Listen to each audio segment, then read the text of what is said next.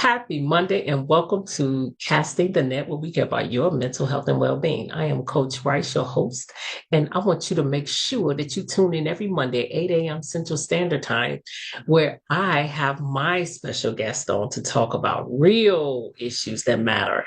And I want you to check us out on YouTube, Facebook Live, my business Facebook page, also on the Be Awesome Network. Stay tuned. I think you're going to really like this next guest. Welcome to Mondays with Coach Rice. It's a brand new week, the sun's shining bright, a chance to cast your net, step into the light. Life's full of challenges, it's a winding stream, but with Coach Rice, you'll find your dream. Happy Monday and welcome to Casting the Net, where we care about your mental health and well-being. I am your host, Coach Rice, and with me today I have a special friend, Gina Kroezen, who is a health stylist, amazing woman who has her own network called The Bigger Picture. But I want her to tell us all about her. So, Gina, tell us where you're from and how did you embark upon this journey around health? Thank you for having me, Martha. It's really a pleasure to be here. I'm from Amsterdam. I'm living in Holland and a health stylist. How did I get here? That's a very long story. I struggled with my health fitness since I was born. Actually, I was a premature baby. So that was already something that was hindering me when I was growing up. And then at the age of 8, traumatic events started to happen at house. My mom left the family, and so my health got compromised by all the trauma that happened. And by the age of 31, I was so sick of all the trauma, and all the doctors always said, like, it's like something you need to learn to live with, and all that kind of things. And then I nearly died of a viral infection on my lungs at the age of 31. And that was for me the moment that I wanted to pivot and find out what is really going on with me. And then it seemed to be that was PTSD. And I had an ACE score of 8. So it was actually nothing physical, but it was the stacked up trauma that was compromising my health because of all the stress that was going on in my body. And so I started studying again, and I kept on studying, and I kept on studying. And it's like ever that I can remember, I was studying. So every time something happened, like a lot of women become boss babes when they leave the relationship. I did it every time I made the next level in my life, and I started studying again. So I studied everything that I went through myself. Wow. How did this, you went on this journey. How did it affect your mental health? Yeah, when I was young, that was very, very hard because when I was growing up, there is always this time before my mom left and after my mom left. So till the age of 8, I was a very fierce girl. I was like 9 months apart from my brother. So my mom was actually not very connected with me. She was not prepared to have a second child in a short time. But that's a different story.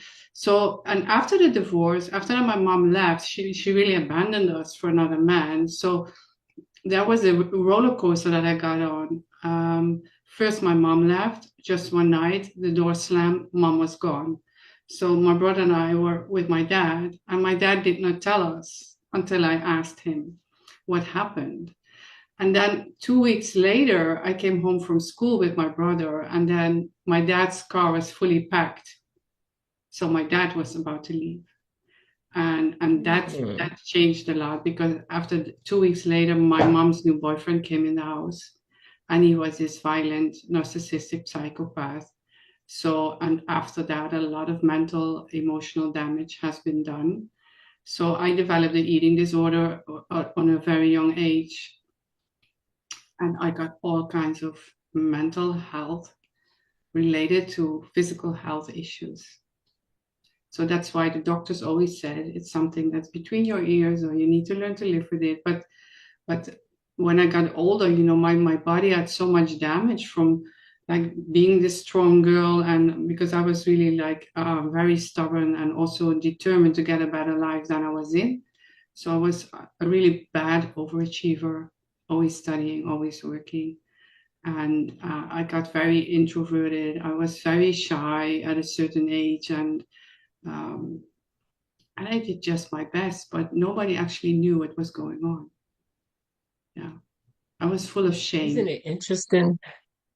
Isn't it interesting how we go through such traumatic events and no one knows what's happening because we don't say anything, Yeah, and the shame piece, it keeps us in bondage. How did you get out of the like that thought of like no more shame? How did you get out of that? that took me quite some years because there's also that other part. It's the loyalty part, and it's still till this day when I share this story. I always say it to myself, I'm sorry, mom, or sorry, dad, that I'm sharing this because if they knew better, they did better. My mom and dad were very young when they got married and they got children. My mom was 20. In that same year, she gave birth to two children.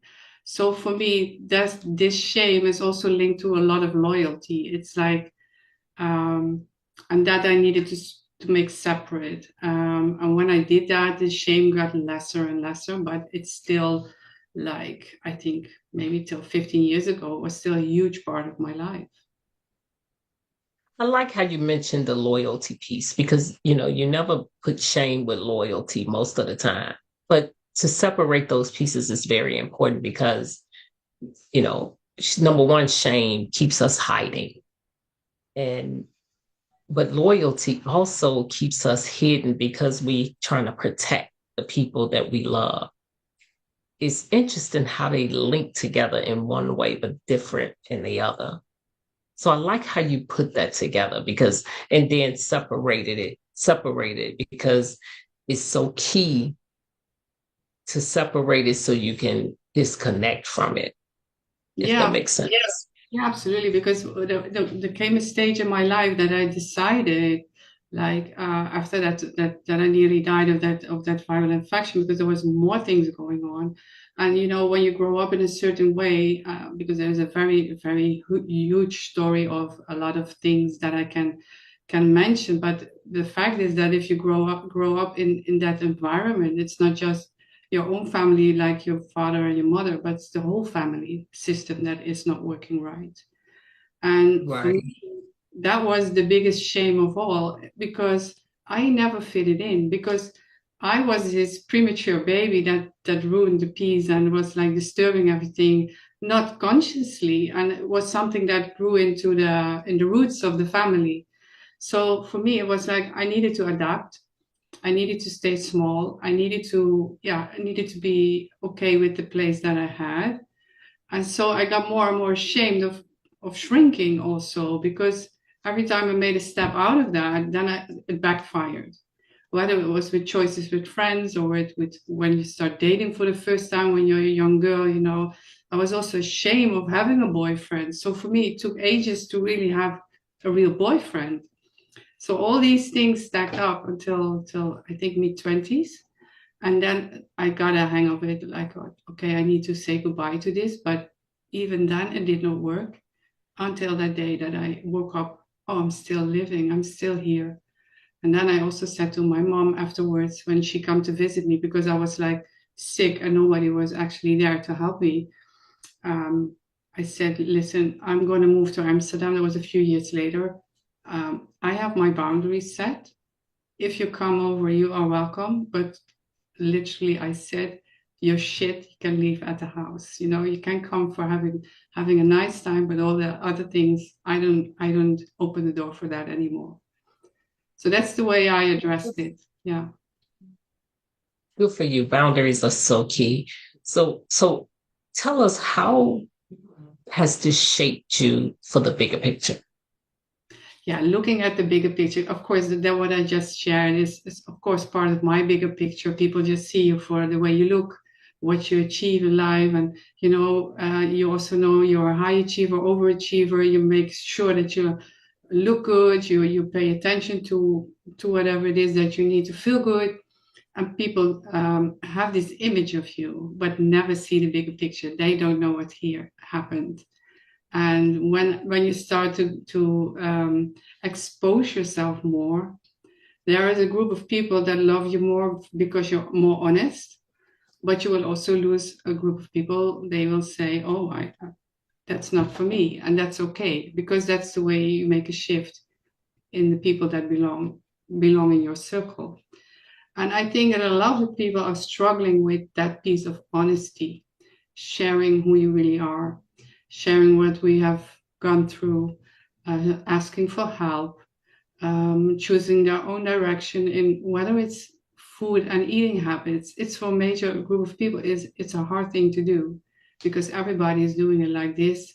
I don't want to be the loner and stand there with another plate with different foods because people will see that, and that's just as an example of looking at the bigger picture.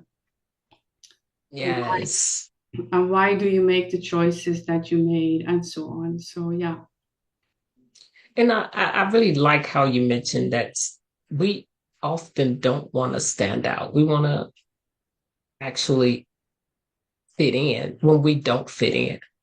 And standing out is powerful. That's powerful because if you really, really are in a position to help someone, standing out is powerful because you're not going along with the flow of a crowd. It also helps you stand out as a leader. And so tell the audience more about the bigger picture. Well, the bigger picture is where holistic health, personal growth, and empowerment come together. So it's actually for bold change makers. That's what I like to address. People who want to make a bold pivot in their life and don't know where or how to start, but also for bold change makers who already did it and can guide other people or inspire other people or empower other people to make a bold change. So that's actually what it's all about. And that's holistic health. I guide people myself from traumatized health to holistic bliss. But if you don't address the personal growth in there and the empowerment, then you're just trying to eat healthy, balance your weight and all these things. But if you don't address your growth in that as well, because if you feel better, you want to do better and you give yourself more freedom to become that better person. It's like my own journey. If I was stuck in my hometown, then I was just this little hometown girl who just worked at a regular job, and I wouldn't have exposed myself like I do now, so my life would have been very different. But by moving to Amsterdam, I got in touch with a lot of high valued people with business people who taught me so many new things that I never heard of, from just socializing with richer people, connecting with other people. Like for me, it was a whole new world that opened up, and that made me so rich. And that's also something that I want to give to people. And I see you giving it every day. Every day on your network, you are interviewing people and serving all day on social media. What do you have coming up that's exciting for the bigger picture? The bigger picture, I'll be hosting events soon, in a short time, because my group is growing so fast. And I was actually planning it next month, but I will attempt to do this before next month. So for the end of July, I will do my first meet and greet, and then nice. Yeah. Nice. I see you have a lot of it. That's exciting, and I see you growing. I saw your group grow so fast. It's amazing. And I've been interviewed in your group, and I think you do an amazing job interviewing, and I love it. I love what you're doing. I love how you serve in the community that you have, and I'm so grateful to have you on my podcast. And so with you're a health stylist. What are some of the things that you do to help your clients? People come to me, it's mostly with a surface face level question like weight or headaches or tiredness, whatever. I'm actually a holistic coach. I do gut health, functional medicine, hormone health, all these things, but also a part is stress counseling and addressing a traumatic grief or something like that, something that has to do with trauma. I'm not a trauma therapist, so if there is a recent trauma, I will always work together with another therapist. But if something comes up that I can address myself, then of course I will do that. And in the same time, we work on the physical parts. So it's not just making your gut healthier and your hormones in balance and so on, but you also work on what is the root cause of it. Because in my experience and the way I address it, you need to focus on the root cause, and that's 99% chronic stress, trauma, or other related stressors. And I definitely can see how that is, because what you, well, ultimately saying is that your gut health could be related to your trauma as well, the trauma in your life. It is And related. also it is related. Okay. And so, and I can kind of see that because I see people go through like heart issues. And when you find out some of the background of what they do and where they come from, you find out that they really lost like a child, or they really went through a lot of trauma that they held in for so long. And now all of a sudden they got these heart problems that they're dealing with, as well as, you know, um, trauma from, I mean, just the way they eat and the way they process food. Yeah, Seem like it has, there's a correlation. Am I correct?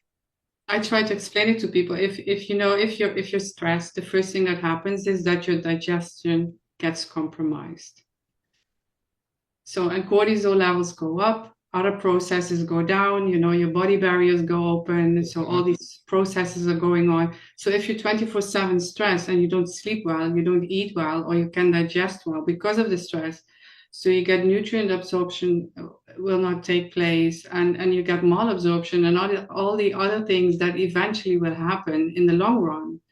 It's not weird that people get sick, and it's not something that's between the ears. There's really something physiologically happening inside your body when stress occurs.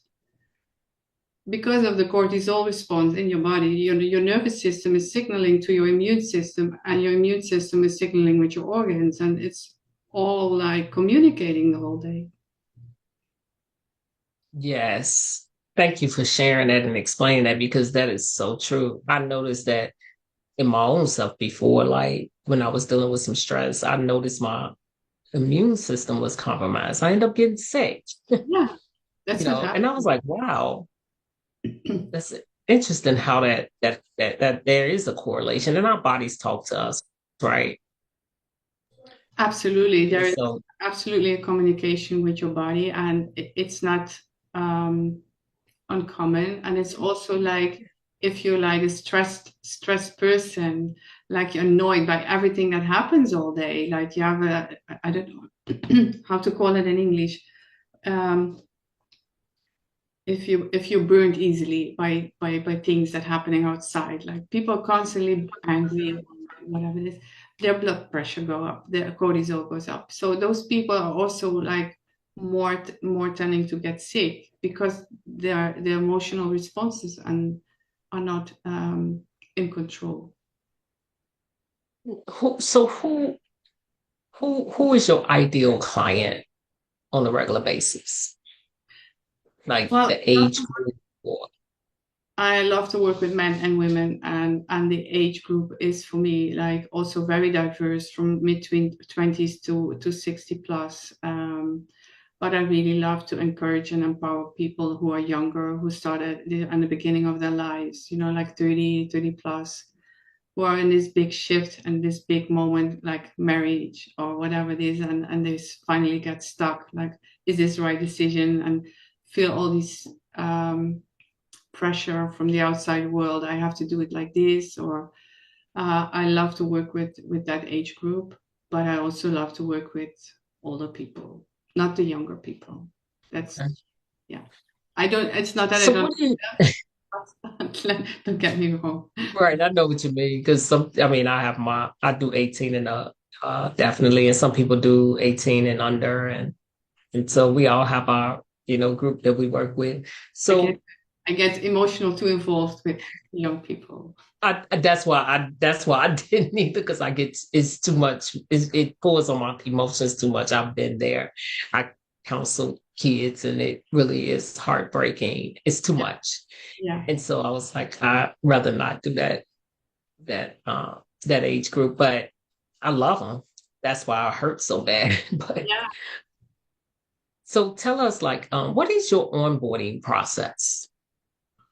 Well, people can just send me a message and I will have an exploration chat with them and see where they are at the moment and where they want to go and what do they need and what are the steps they are willing to take because certain people just want a food advice or some advice for their gut and I don't like quick fixes or one size fits all programs. So if people really want my help, I really love to dive in with them and address all the layers.